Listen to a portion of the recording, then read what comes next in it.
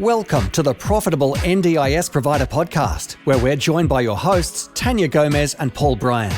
In each episode, we'll be sharing valuable insights and tips to help you turn your NDIS business into a profitable venture. So whether you're just starting out or looking to take your business to the next level, you've come to the right place. Let's stop surviving and start thriving.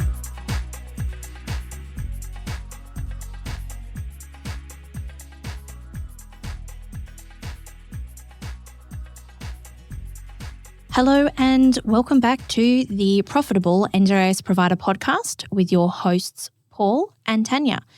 This is episode 5 and today we are speaking about compliance in the everyday. Compliance. That's maybe a scary word for some people, but I know this is absolutely your wheelhouse. So I am really keen to interview you here and have a chat around what compliance really means, how you make it part of your everyday in business so that it's not a big scary monster at the end of 18 months, right? Your services are really around, taking people who have a provider business and making compliance and auditing simple. Yes. Part of their business. Yes. So I say that Tania Gomez Consulting makes compliance easy and Awesome. and I would go as far as saying sometimes fun. And it's quality and compliance. So for me, compliance is what you need to do as baseline to meet government requirements. That's compliance. So having staff files up to date is compliance. For me, I like to go one step above that and talk about quality. And that is not doing things just for audit's sakes, but doing things that are going to enhance your business and have a quality business. And that's, providing quality care as part of that, but having a robust system that underpins your business that is the concrete that you can build and scale a thriving business upon. Yeah, I think that compliance is really, key to, obviously before we spoke about, creating clients and Yes. that sort of thing. Compliance is what makes it all work Yes. because there is, so much necessity to be, very accountable in the NDIS. And, as obviously these reforms are coming through, it's going to probably be more of an issue. Yeah, it's the checks and balances that are required, right? We're working with some of the most vulnerable people in Australia. There needs to be a level of transparency and there needs to be a level of regulation to make sure that the participants why we're all here are provided a good level of support. So for me, compliance is baseline what you need to do, but I don't want to work with people who want to do the bare minimum. I work with people who want to build quality businesses, sustainable long-term businesses. And even if there wasn't an audit cycle, I believe that quality would be needed to make sure that you have the processes and systems in place to scale your business, to have profit there as part of your business because processes help you avoid waste. They drive productivity. And being the Profitable NDIS Provider Podcast, it also helps you save money because it makes sure that you're reducing as much human error as you can, that you have processes that are repeatable and a system in place so that everyone who has a role in your business knows how to do their job, when to do their job, and we have systems in place to check they're doing their job.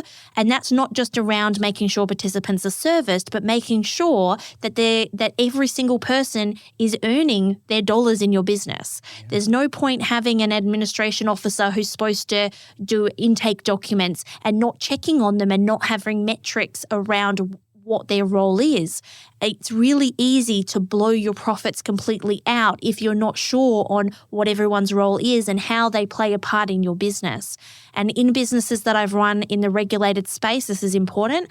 But in my business now, in Strawberry Solutions, my e-learning business, we aren't regulated. We don't have audits, but I can tell you that we have a system and a process in place for everything because if one of our projects blow out by 10%, then our profit margin is hit by 10%. And it means that we can't invest that money into growing more business, or it means that me as the business owner doesn't get payment for all of the effort that I put in. So I think that compliance needs to be done a little bit every day. And it is about the quality of your business as opposed to let's get things ready for the auditor. I think we have it wrong at the moment. We're only focusing on audit and getting past the auditor as opposed to having a strong business that the auditor can't pull apart. Yeah. I love that mindset shift, going from being, okay, I've got to get ready for audit, Yes. as opposed to compliance is part of my business. We are ready for audit. Yes. Right? My business is a quality business. I'm a quality provider. Yeah. Yes. In the education space, the regulator ASQA has a triangle and talks about providers being in this triangle with the baseline people doing the bare minimum and going up to the top with the people that are doing as much as they can to provide high quality service and have a high quality business. And I urge everyone to move past the baseline and move up the triangle and try and be one of the best. Yeah. Try to do everything you can to be the best provider. And that is a marketing and a sales point in its own, that you have these checks and balances, but it allows scaling to be so much easier and less painful and allows you to realize your dream of helping a lot of people.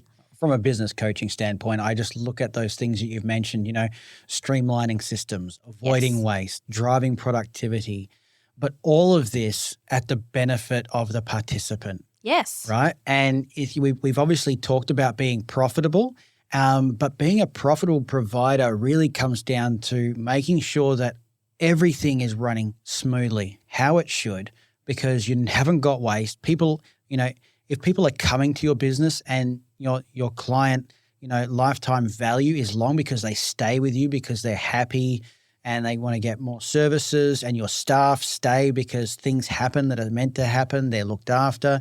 All of this comes down to, how you operate on the day-to-day in those really simple systems.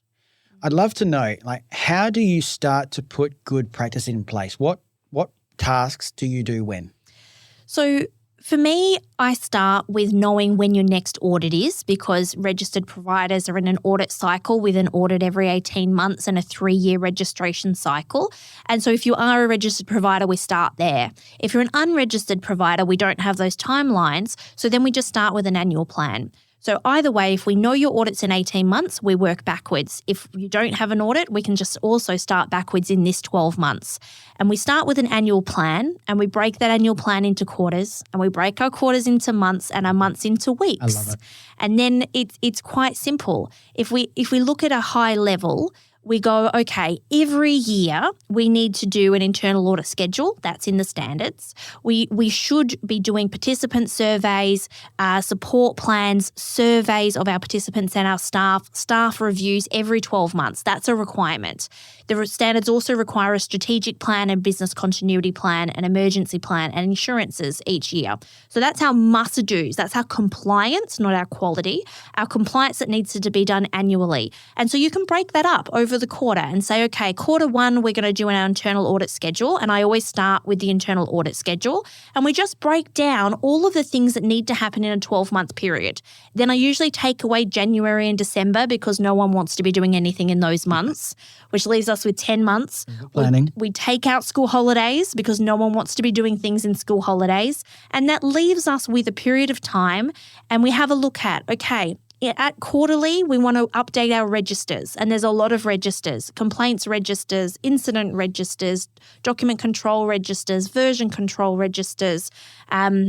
I developed this into what I call a quality management system, which is a fancy word for a big spreadsheet with lots of tabs, and we update our registers each quarter to make sure they're done. We also do things like looking at our incident and complaint data each quarter to have a look for trends. So that's taking it above, let's just look at isolated once-off incidents. Now let's look at the trends of what's happening in my business. And as a business owner, I quarterly do a look at my P&L. I look at my staff's performance. I look at things like that as well, even in an unregulated business. And so as a regulated provider, you would do those things as well, having a look at how are your staff meeting their metrics? How is your business performing? In one of my services, we do a quarterly compliance scorecard, but as a business owner, I do a quarterly review with my leadership team on all of the important metrics. In a registered business, that includes things like your complaints and incidents. What policies need to be updated? We've got legislation changes coming out 2 or 3 times a year.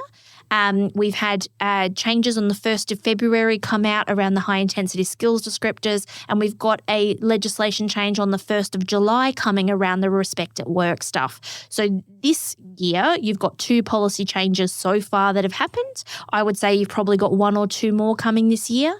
And so if you're looking at that each quarter, it gives you time to implement those before your next audit, because we've planned this all around when your next audit is.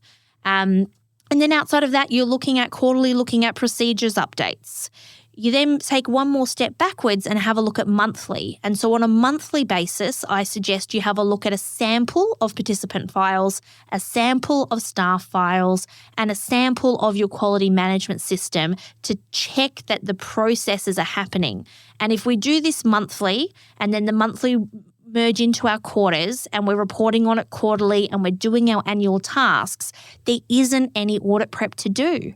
Because when you come to audit, you know where your files are at, you know where your business is at, and you've documented all of these things. That breakdown was massive. And I think that if you are currently listening to this podcast, you need to go back and listen to that again, because she's just given you a full breakdown of exactly how you need to look at this over the space of a year, so that it's not a massive mammoth task, but all those bits and pieces along the way are really helping you get everything in place so that when it comes to time of audit, everything is there and ready to go. I might also put some show notes up so that people can have a look at the list that I said for annual, quarterly, and monthly. I'll copy that out so that people can have a look at that as well as a free resource from today's episode. Beautiful. Do you need like a full-time resource to manage this? It sounds like a large amount of work. Look, it can be a large amount of work, and it depends on the size and the scale of your operation, obviously. I have a lot of people when I get to midterm audit, which is generally around 2 years past when they've been operating. And at that point, they've done nothing for 2 years, and we get close to audit. And if I'm auditing them, they usually fail. I've got 4 or 5 clients at the moment that I'm doing a service which I call Quick Audit Fix. And a Quick Audit Fix is a 4-week intensive program that I run, usually around 4 weeks, where I fix all of their documents that they haven't done over the last 18 months. And from doing that service, I can see why some people would think they need a full-time resource, because at that point it's a lot. But if we break it down into tiny little things that you can do monthly, and you could break that months into weeks and those weeks into days, and we do a little bit consistently, it isn't a huge workload. You don't need to be paying a compliance manager $100,000 a year unless you have a sizable business. One of the services that I offer is a service where I do quarterly checks, and I do an oversight program where it's called Expert in Your Corner. We've just renamed our products. It's called Expert in Your Corner. And so for a year outside of your audit cycle, each quarter I come in and do the checks and balances to make sure you're on track. And if you have a compliance person, and generally the compliance person has 10 hats, so they do compliance and they also do intake and they also do administration and they do return to work and they do HR, that person generally likes working with someone like me to have someone to bounce their ideas off. So even if you have a compliance person, that person doesn't want to feel alone and might not have someone to talk to. So I have this service where I do offer it. It's a fraction of what it would cost to have a compliance manager. So if you do think that it is a lot of work and you're not sure where to start, you can engage me or someone like me to help you figure out this year plan and break it down and make it manageable so you can do a little bit. If you didn't want to invest in that, and it's not a huge amount of money, I think it's worth the investment, but if you didn't want to spend that, then at the bare minimum, what you should be doing is having an external person once a year do an internal audit. Do a full internal audit, find all of your gaps, look under the hood, just like you take your car to get serviced, just like you go and have a doctor's checkup, your business needs a checkup. Your compliance and quality needs a checkup to be that strong foundation. We don't want the concrete cracking. We want an external person coming in and certifying every 12 months finding where the gaps are, and then you simply put a plan in place to address those before your next audit. If you've got an audit coming up, I say start 6 months out, but you can even start as close as 4 months out. Do an internal audit. I charge about $3,000 for an internal audit. It's not a huge amount of money for the peace of mind that it brings to know what your gaps are and then what do you work on between now and audit. It actually saves a lot of time and effort because once you know what the problem is, fixing it is much easier. Otherwise, you've got 24 standards, let's call that 500 quality indicators you're going to be audited against. Yes. You don't want to sit there for months and months prepping to every standard if you only have a problem in a few. Yeah. I wonder if there's much of a difference when you've been doing these audits with businesses between a provider with just a couple of staff versus a provider with like 20 staff, and obviously the spread of participants that would be in that as well. Is there much of a difference between the two? The standards are proportionate. So the standards have to be more complex for people that have higher needs participants, more complex services, and also larger businesses. So every staff member and every participant you have adds complexity to your business. So yes, there is a difference, but there is that compliance base level of things that are required for everyone. So if you have one participant or you have 20 participants, there's not a lot of difference in your audit experience. Yes. If you are comparing a what they call provisional, a brand new provider with no clients, their audit is significantly easier than their midterm audit when they have even 3 participants. It's more complex because as soon as you take on a participant, the risk to that participant is high, and therefore your business needs to meet the level of risk and manage the level of risk. Yeah. So also registration groups, every registration group you add adds complexity because even if you're not offering that service now, you're going to be approved to offer that service. So you need to have a business that can respond to the risk that having that registration group adds to your business. So it is remarkably different for every complexity you add. The audit experience is proportionate to that and requires more. And every audit gets a little bit harder because you've been operating a little bit longer and should know a little bit more and should be doing a little bit better. I think the level of, expected growth and expected development is so important. You just mentioned before about, you're able to come in and, sort of audit the business and find out where the problems were. But the most important thing you said was actually offering solutions and helping develop a plan to make sure you don't stay with those problems, because anyone can say there's a problem there. Yes. But having an expert come in and say, well, there's a problem there, and here's the process that is going to help you not have that problem again. And that's the difference between when I've got my auditor hat on and when I've got my consultant hat on. And my husband's an auditor and not a consultant. He refuses to put the consultant hat on often. He likes telling people what's wrong and putting his crosses and X's in boxes like most auditors. But the solutions is actually why I'm quite different. It is my unique selling point, I suppose, is that I'm very business and commercial minded. I'm a business person first and auditor second. And so for me, I can't help but tell you the solution, because that's where I know I can add value. And so sure, doing an internal audit, anyone can do an internal audit and tell you where your problems are, but I love helping you figure out the solution. And as an auditor, we're coded, which is assessed multiple times each year. And it's like a report card. And every time they say, Tania, you need to stop consulting, you need to stop it. When I'm an auditor now, I really am. This is the problem. I can't consult. But I love nothing more than when I haven't audited that client, because I couldn't do both.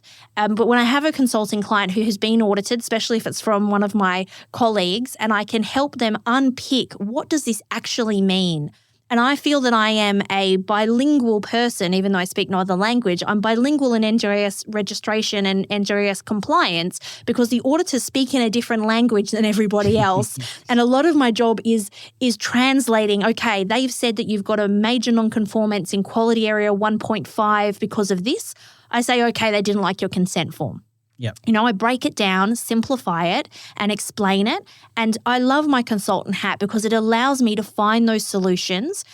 And in the clients that I work with, a lot of them have said the action plan that I do after the internal audit that tells them these are the actions that are needed, and walking them through that process and guiding them through rectifying those issues. And when they have solved those issues, when they've fixed the consent form and I can check it for them and make sure it's correct, having that back and forth around now will this comply, that is worth its weight in gold, because what I'm really doing is taking away the fear of the unknown. They just don't know what the auditor's going to say. They don't know if it's good enough. They don't know how to explain to an auditor what they do. So I do that translation and say, no, your process is fine. We just need to document it differently. Or how you're explaining it isn't in the right language for the auditor to understand it. So let me auditify it and give it back to the auditor, and you'll be okay.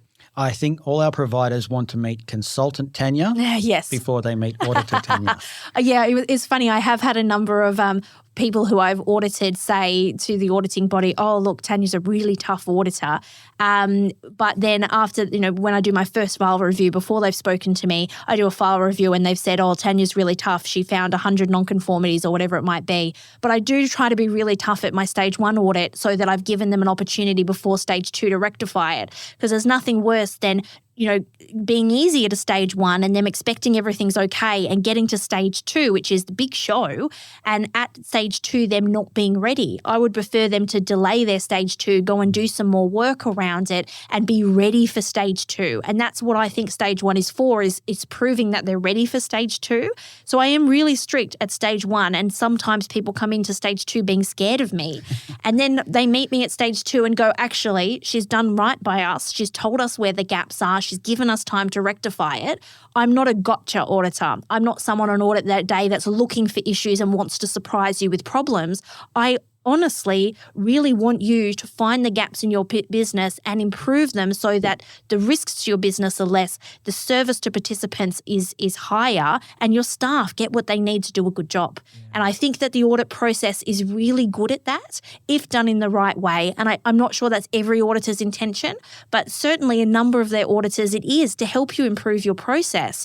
And if we stop thinking of audit as this big scary thing where someone's coming to smack us with a rolled up paper, and start thinking it as an external pair of eyes to help us see what we can improve in our business, everything changes. That's so good. Look, we've obviously talked about having it in the everyday of our business, not just that, once every 18 months problem, right? So what sort of systems do we need in the business? What's needed? What's recommended? How can businesses stay on top of this? Yeah, so systems for me are processes, and most people have bought policies off the shelf, and that is the beginning of your system, is having a policy that meets the rule. You then have your processes, whether they're written or not, or you proceed. And then out of your processes come your procedures. And out of your procedures, I like checklists and working documents or standard operating procedures. For me, that's how it flows. And I think you need a system on every area of your business.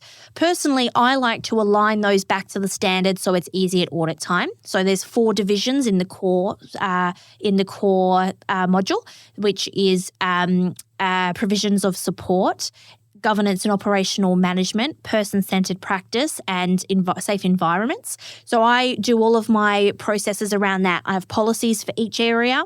Then I have a working document or a standard operating procedure for each. And then I have checklists and forms that match. And so for me, that's the system. There's also systems as far as technology systems or platforms, and there's lots of these. As far as quality goes, usually there's a few systems that are used, such as OneDrive or SharePoint and Google Drive or Dropbox. They're kind of the big ones that become your quality management system, where you store your business documents for file sharing. But then there's a whole lot of systems that help you with participant files and staff files. And these are your client management type systems. And then there's CRM and case management type systems. So there's a lot of technology solutions out there. My solution or my suggestion is always to keep it really simple And we talked in previous episodes around Google Suite, and I love Google Suite. I suggest you start something really simple, either Google Suite or if you're a Microsoft person, your OneDrive, really low fees, and set up your folders. I actually have a free ebook on my website called something like Developing an Amazing Quality Management System for NDIS Providers, and it actually has all of the folder structures that you should have and where you save things. So if you're interested in finding out how to set up a quality management system using your share file, you can download that. And that gives you some hints around there. But I think your systems don't need to be too complex. Your systems don't need to be costing you a lot of money. Keep it simple. Yeah. But make sure you do have systems in place, because the systems help you avoid human error, help you save time that you would lose on double handling, and need to be usable in your business every single day for everyone who uses them. Yeah, look, that's the idea of having those simple systems in place, and they don't, as you said, they don't have to be expensive things, just really straightforward to make sure it's all there. When you're going through a business and doing that compliance checklist, the auditing, and or not so much the auditing, but helping them through their compliance. Yes. Businesses that have that information just makes your job a lot easier, right? An auditor can't check what they can't find. So the number one thing I do with my clients to prepare them for audit is what I call a mapping document. And I don't know if anyone else calls it that, but it is a document that has all of the standards down one side and hyperlinks to all of their evidence on the other. And we like to spoon feed auditors so that the auditors can find the information really easily. And if they can't find it, it's not there. And I see so many non-conformities that come through simply because the auditor couldn't find the documents. And so by having this mapping document, you're able to simplify the process and make it really simple for the auditor to find it. And that's the number one thing that I do with clients in Tania Gomez Consulting, is setting up their quality management system, guiding them through the audit process, but also making it simple to manage long term, because these things they're the other side of the same coin. Yes, it's easier for the auditor to find it. It's going to be easier at audit. You're going to get through easier. Your audit's going to be less stressful. But on the flip side of that, if your systems are easy to follow, then your staff are going to be able to find things easier. Yeah. Your participants are going to get a better service because the services being delivered are consistent every time, regardless of who's delivering them. So it's the opposite. We shouldn't be doing things for audit. We should be doing things because it makes our business better, and the advantage is that it makes audit easier, not the other way around. Yeah. I think you've really cleared up a lot of things for a lot of people, and I know I definitely learned some stuff there. And one of those things obviously was, having some software around making this simple for you. So we've actually come to the end of this episode, but in next episode, we're going to be talking about these systems that make life simpler, particularly around the idea of a software management system for your business. Yeah. Now, we're going to be talking to the guys from Nightingale who have agreed to come on and just chat, not necessarily about their product specifically, but about how it works, how you use a software like that, and how it can help you, provide better services, be compliant, and have everything you need in one place. Yeah, and all of that helps you drive profit, right? Absolutely. Having all of those things in place means that you are a profitable provider. You've got transparent information at your fingertips that help you make better business decisions, so that you can know where to focus your attention, what opportunities there are, and how to continue to grow your business in the market. I think that if our listeners have any questions around, compliance, getting ready for compliance, registration, they want to become registered, or maybe they want to be more prepared for audits, how are they going to contact you, Tania? Yeah, so I don't do NDIS registration, but I do anything for registered or unregistered providers as far as quality and compliance go. So whether you just have a question, I have a service called Expert on Demand where you can just access me for consultation throughout the year as needed. I have a product where you can have me check your compliance as a once-off, like an internal audit called a audit preparation readiness check. Sorry, we just changed the product names. I think that's what it's called. Basically an internal audit. Or I have a service where you can outsource your whole compliance to me and I will manage it for you and you can just show up when you want to. Sounds like a dream. So it's whether you're a small provider or a very large provider and you want to take your quality and compliance to the next level and have this reassurance that you're on the right track and you have things in place, or whether there's just one area of your quality and compliance needs a fine tune and you want a second pair of eyes and someone to bounce that off. That's really what I specialize in. And you can find me on socials, or you can go to the website, which is taniagomez.com.au. Brilliant.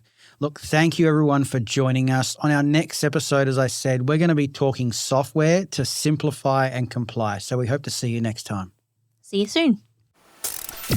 Thanks for tuning in to another episode of the Profitable NDIS Provider podcast with Tania Gomez and Paul Bryan. We hope you found today's episode informative and valuable. If you enjoyed the show, please don't forget to subscribe, leave us a rating, and share it with others who could benefit from our insights. Until next time, keep thriving.